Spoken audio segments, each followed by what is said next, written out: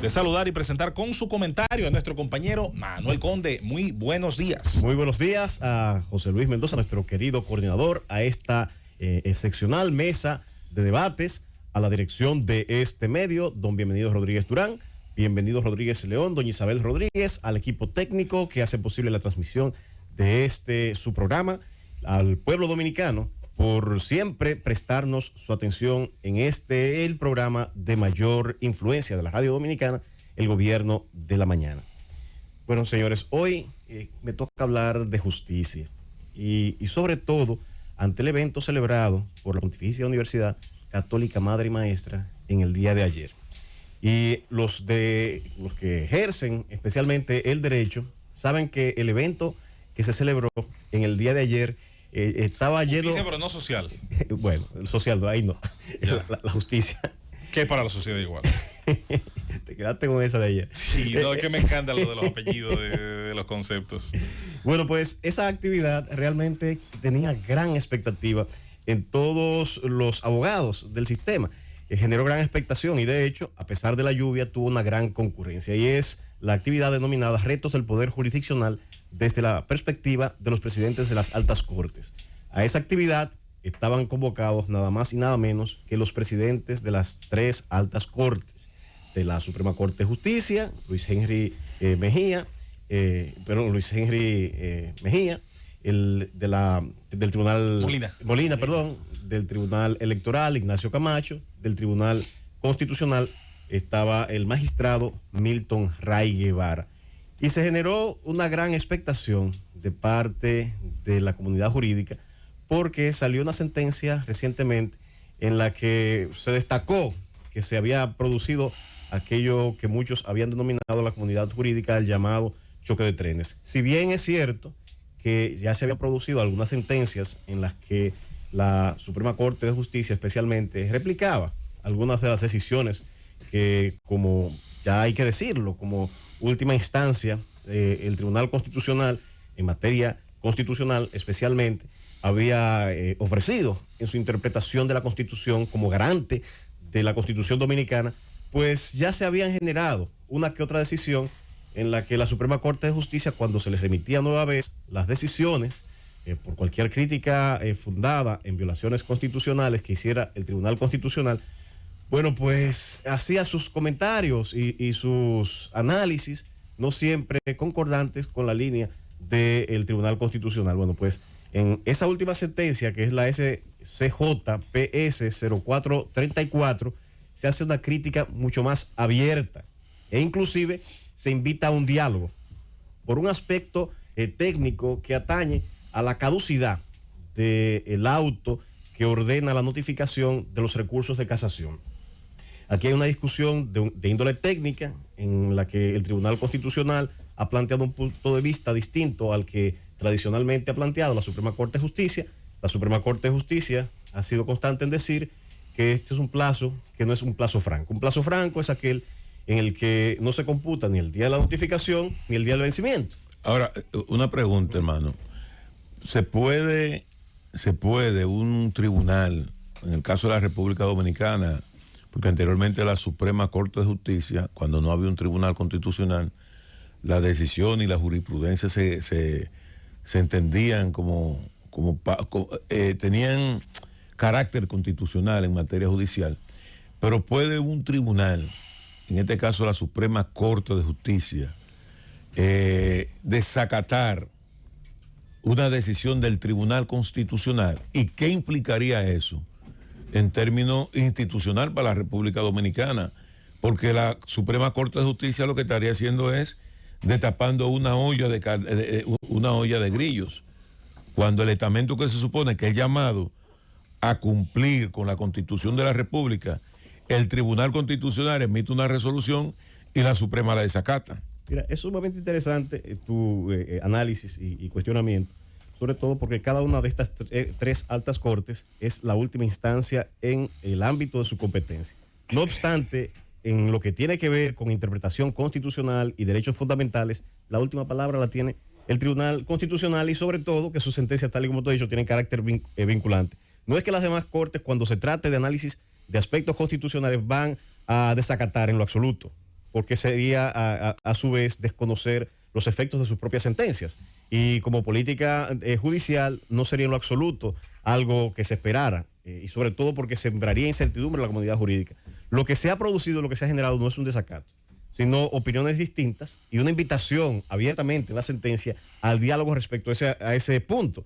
Porque si bien dice, bueno, esta sentencia es vinculante, ciertamente vamos a acatarla y de hecho la acatan, asumen el recurso de casación que previamente habían declarado caduco y analizan el recurso interpuesto y envían de hecho la decisión ante una corte de apelación. Es decir, que aplicaron la interpretación que dio finalmente el Tribunal Constitucional, pero esgrimen una crítica y hacen un análisis, entre otros, bastante interesante con relación a que el análisis de legalidad de cualquier norma, de cualquier aspecto, de cualquier hecho, corresponde a la Suprema Corte de Justicia y no al Tribunal Constitucional. Siempre y cuando no hayan violaciones de derechos fundamentales. Excelente. En esa sentencia que emite la Suprema Corte de Justicia. Correcto. Porque Entonces, por eso es que el Tribunal Constitucional es el garante de la Constitución y sobre todo cuando se tratan de derechos fundamentales.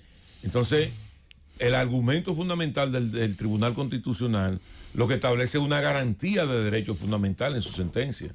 Sí, precisamente en base al análisis de los aspectos que tienen que ver con la tutela judicial efectiva, el debido proceso, es que estos aspectos procesales, el Tribunal Constitucional los asume y se atribuye la competencia. De otra manera, no podría hacerlo.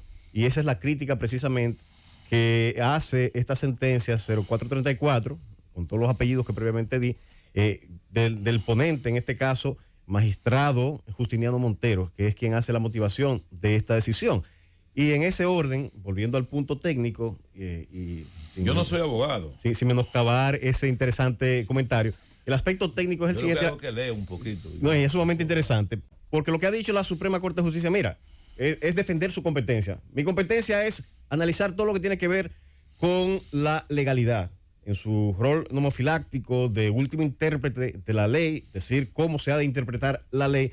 Esto era una atribución mía, no tuya como Tribunal Constitucional. No obstante, estoy obligado a acatar tu decisión, pero reitero que la interpretación correcta era la mía y no la tuya. Eso es lo que ha ocurrido. Es que la interpretación, ahí es que yo estoy con el magistrado, es que la interpretación que pueda hacer el magistrado en esa sentencia, en la motivación de esa sentencia, no puede estar fundamentada en una violación de derechos fundamentales y por eso la propia Constitución establece, le da la facultad al Tribunal Constitucional como un tribunal de garantía constitucional y los derechos fundamentales priman por encima de todos los derechos independientemente de las interpretaciones.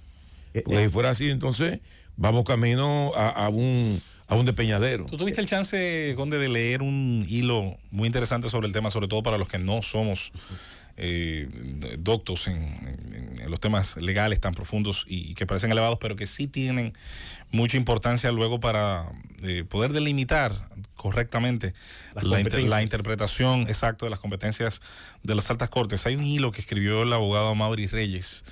Yo lo compartí en mi timeline de Twitter. Brillante abogado, tremendo catedrático. Sí, a mí de verdad que me encanta leerlo porque es de la gente que hace entendible, hace un trabajo como sé que haces tú y otros abogados en intentar ser didácticos con estos temas que a veces nos suenan a la discusión de cuál es el sexo de los ángeles o cuántos ángeles se pueden parar en la punta de un alfiler. Y recuerdo que la conclusión del hilo, voy a leer solamente el tweet de ese hilo de 18 tweets, el último dice: ahora bien, estos choques son saludables en democracia siempre que aceptemos cuando perdemos, es decir, cuando alguien pierde su posición. Pero fuera de los muy buenos puntos que hace la Suprema Corte de Justicia, la declaración inclina a pensar que se violó la Constitución al no seguir el precedente del Tribunal Constitucional, fin. De manera que encaja casi de manera similar con la conclusión a la que tú decías, por eso de inmediato me viene a la mente ese final que explicaba Amaury en ese hilo que escribió pues el día de ayer bien temprano, no antes de ayer, bien temprano. Sí, excelente, hay varios hilos, pero siempre damos seguimiento a los artículos como a las opiniones que da nuestro querido colega. Pero miren, en este punto, para terminar con la parte jurídica, de lo que se trata es del plazo de caducidad que establece la ley de casación con relación al auto que se emite una vez se interpone el recurso de casación. Cuando se tiene una sentencia de la Corte de Apelación, la parte que ha sido perdidosa puede interponer un recurso y el recurso se llama recurso de casación, que es un recurso que atañe sobre todo a la interpretación correcta o no de la ley. Y la Suprema Corte de Justicia... Descubrir si hay un error en la interpretación que hizo ese tribunal de las normas jurídicas. Hay varios medios, los llamados medios de casación, incluso la manera en que se articula este tipo de recurso es distinto al de los demás. No es una simple crítica a la sentencia, sino que cada una de las críticas ha de encajar en uno de los medios. Errónea aplicación de la ley, una falsa o errónea aplicación de las disposiciones de orden legal o de los hechos de la causa, entre otros medios de casación. Pero yo creo que la sentencia del Tribunal Constitucional lo que busca es una crítica que se ha venido haciendo aquí con el tema de la justicia retardada. Una cosa es la violación de un debido proceso en el marco de una decisión de la Suprema Corte de Justicia, que tú perfectamente tienes derecho a casación. Mira, me violaron el debido proceso, ok. Pero otra cosa es que dentro de una sentencia que emite la Suprema Corte de Justicia estén contenidas las violaciones a derechos fundamentales. No sé si me entiende lo que te quiero decir. Entonces, ahí es que yo creo que entra, y es el llamado de atención del Tribunal Constitucional, que le dice, alto ahí, tú puedes aplicar lo que tú quieras, pero siempre y cuando esté dentro del marco de los aspectos de derechos fundamentales y no violar la Constitución de la República, porque una cosa es tú violar un debido proceso y otra cosa es una sentencia, emitir una sentencia violando aspectos de derechos fundamentales. Sí, perfectamente. En el orden de lo que tiene que ver con el recurso de casación, se abre el recurso y siempre se interpone, aún siendo un recurso extraordinario, cuando existe esencialmente algún error con relación a la interpretación de la ley o a la interpretación de los hechos, o una violación a la misma ley al momento de aplicar esa ley a los hechos. Se abre ese recurso de casación. Ahora, cuando la Suprema Corte de Justicia falla, existe, para poder declarar lo que se llama admisible el recurso, un procedimiento, y es lo que ha sido objeto de esta sentencia. Sobre todo el tema del plazo, es lo que yo te quería preguntar. Exactamente, es el tema, hay varios plazos. Okay. Está el plazo de la misma interposición del recurso de casación, que ese nace a raíz de una notificación, que es la notificación del recurso de casación. Ese plazo sí es un plazo franco, que es un plazo de 30 días que nace a partir de la notificación de esa sentencia. Ese para mí es la clave del asunto. De apelación. ¿Cuándo se le da inicio al reloj? Sí, no, pero es que son dos plazos distintos. Primero, se emitió la sentencia de apelación. Ahora, el abogado la notifica. Entonces, esa notificación conforme al 1033 es un plazo franco porque es uno de los plazos que nace a partir de la notificación a persona o a domicilio. Y el Código de Procedimiento Civil ha dicho que los plazos que nacen a partir de esas notificaciones son francos. Es decir, que no se computa el día de la notificación ni el día del vencimiento. Ahora, cuando tú interpones ese recurso de casación, se hace no mediante un emplazamiento directo, sino mediante una instancia depositada ante la Suprema Corte de Justicia. ¿Qué ocurre? Cuando tú llevas esa instancia a la Suprema Corte de Justicia, la Suprema, en la Secretaría del Tribunal, te emite un auto. Y es a partir de ahí que el tribunal entiende que cuenta el plazo. Entonces, ese es otro. Pero ahí está el dilema. Ahí se abre otro plazo. Aquí se abre otro plazo, que es el plazo para el emplazamiento. El plazo que tiene esa parte que interpuso el recurso para notificar ese recurso de casación a la contraparte. Entonces, ese plazo no es un plazo, es lo que ha dicho la Suprema Corte de Justicia, y a mi juicio una interpretación correcta, no nace a partir de lo que establece el 1033 del Código de Procedimiento Civil, a raíz de una notificación a persona a domicilio, sino es un plazo que nace a raíz de un acto de una instancia judicial y que entrega a esa parte más diligente que es la que está interponiendo el recurso de casación. Entonces ha dicho que ese plazo no es franco porque no cumple los requisitos del 1033. Ese es el punto de discusión. Sin embargo, el Tribunal Constitucional, haciendo un ejercicio de garantía, de protección de las partes, ha dicho que la mayor garantía es aquella que provee quizá un mayor plazo. Y en ese orden establece que es un plazo también franco y que no pueden hacer sino a raíz de una notificación con la plenitud del contenido de esa actuación. Entonces, esa es la discusión que está aquí de fondo. Y eso evita la chicana jurídica de los abogados, que en la mayoría de los casos emiten esos autos en tiempos fatales, que en ocasiones ni siquiera las partes se dan cuenta que han sido notificadas. Lo que pasa es que ese plazo es interesante porque no permite también garantizar el derecho a una justicia pronta. Si el abogado no acciona de forma diligente, el abogado recurrente, de la parte recurrente, caduca el plazo y por tanto su recurso, aún interponiéndolo en plazo oportuno, pierde la efectividad y por tanto la Suprema Corte de Justicia tiene el derecho, tal y como lo hizo en el primer caso, de declararlo caduco. A raíz de ese segundo plazo que nace a raíz de una actuación de la Secretaría del Tribunal de la Suprema Corte de Justicia. Y obviamente de que todo este debate gira luego de la posición pública del CONET a raíz de cuando hizo el planteamiento público del deterioro del Estado de Derecho. Y tú sabes más que yo, porque tú y yo debatimos ese tema fuera del aire, Conde, sobre la realidad que hay aquí en los tribunales, sobre todo en materia civil. Mira, yo quiero decir que ayer quedé gratamente sorprendido. Yo soy de los que digo que hay muchos retos en materia de la justicia, pero yo viví, aún siendo, parecer tan joven todavía, yo viví la justicia anterior a la reforma que nació por la crisis que dio lugar al Pacto por la Democracia, que trajo la reforma de 1994 y luego aquella justicia paradigmática que dirigió el magistrado Jorge Subero Isa con aquella primera Suprema Corte de Justicia. Y de eso trató precisamente ese foro especial que se produjo en la Pucamaima en el día de ayer, que fue dirigido por Flavio Darío Espinal como moderador de ese gran debate, de esos grandes tres titanes. Y decía que esa discusión a la que nos referíamos creó una gran expectativa en la comunidad jurídica. Ahí se dieron cita grandes juristas de la República Dominicana, los integrantes casi de todas las altas cortes estaban ahí presentes, escuchando a sus presidentes, y fue bastante interesante el ver ahí cuánto hemos avanzado. Hay muchos retos, como dice Felipe, en la República Dominicana. Hay muchos retos en materia de justicia y los usuarios del sistema sabemos que esos retos están ahí, pero también hay grandes avances en la justicia. Desde esa Suprema Corte que se inauguró en el año, si mal no recuerdo, 1998, y que implementó todo un sistema de carrera judicial.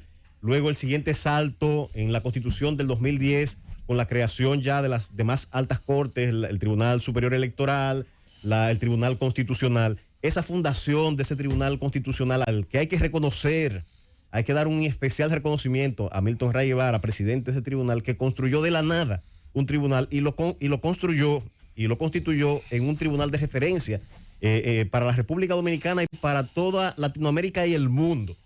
Entonces, en ese orden, en ese foro, en ese debate, precisamente no solamente hablaron de los retos de las jurisdicciones que cada uno de esos magistrados tiene a su cargo, sino también que se habló de todos los avances que se ha logrado en la República Dominicana en cada uno de sus ámbitos. En materia electoral, el magistrado Camacho habló de la transparencia, de la credibilidad que ha trabajado en su alta corte. El magistrado de la Suprema Corte de Justicia, Luis Henry Molina, habló de los retos que ha tenido en cuanto a una justicia pronta y el establecimiento de tecnología para lograr alcanzar esa meta. Y el magistrado Milton Ray Guevara ya finalmente dio una cátedra de lo que ha constituido en términos de derechos fundamentales para la República Dominicana esa alta corte, el Tribunal Constitucional. Llévatelo, Cundo.